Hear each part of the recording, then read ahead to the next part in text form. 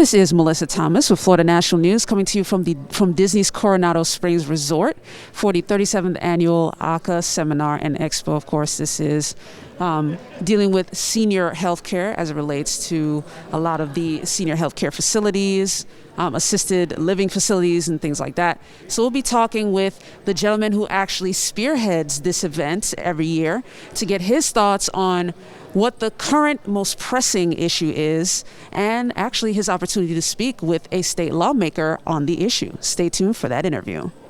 I am here with Mr. Skip Gregory, who is basically the president of Health Facility Consulting LLC, but he is basically the brainchild of the event that we're here for, which is the 37th Annual AHCA Seminar and Expo. So, Mr. Gregory, please tell our audience about, first of all, your passion for this and why this event is so important, and being able to get AHCA's support for 37 years. Thank you. I certainly am happy to tell you about our seminar. The seminar has been going on for, as we said, 37 years. It's offered great support from the Agency for Healthcare Administration during those years. For many of those years, of course, I was the bureau chief of the Plans and Construction Office in the agency. And the Plans and Construction Office is composed of engineers and architects and fire protection inspectors who inspect and review all the design and construction of our healthcare facilities in Florida. So this meeting each year brings all of the people who design, construct, manage, and operate, and all of the reviewers that inspect and approve all this healthcare construction, bringing them together for an educational 2.5 days, bringing the latest trends to Florida from around the world and around the nation, so that in the end, what we are able to do is to design and construct better healthcare facilities for all the citizens of Florida. And that's our main goal, and that's my passion. Awesome. So, well, obviously we have State Representative Daisy Morales here. You had the opportunity to talk to her.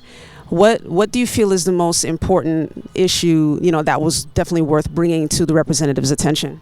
Well, we are certainly honored to have Representative Morales come and visit our meeting today. We've been talking about the codes and the standards that the healthcare facilities must meet to meet all of these obligations. And as many of you may know, the codes and standards are updated every 3 years with new technology changing so quickly, and with new experiences that we've had through the pandemic, for instance, through hurricanes, tornadoes, all of these emergency events that have been going on, which is the focus of this seminar. The codes have to change and stay up to date with all of these experiences.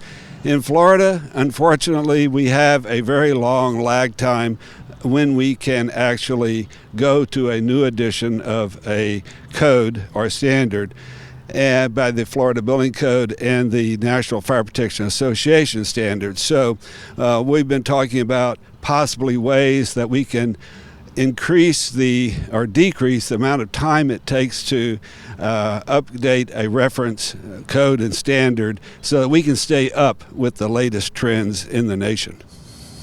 Awesome. And State Representative Morales, after having that conversation, what do you feel is the next step? What is your biggest takeaway? Well, first of all, I want to thank him and you for being here, because this is a good conversation.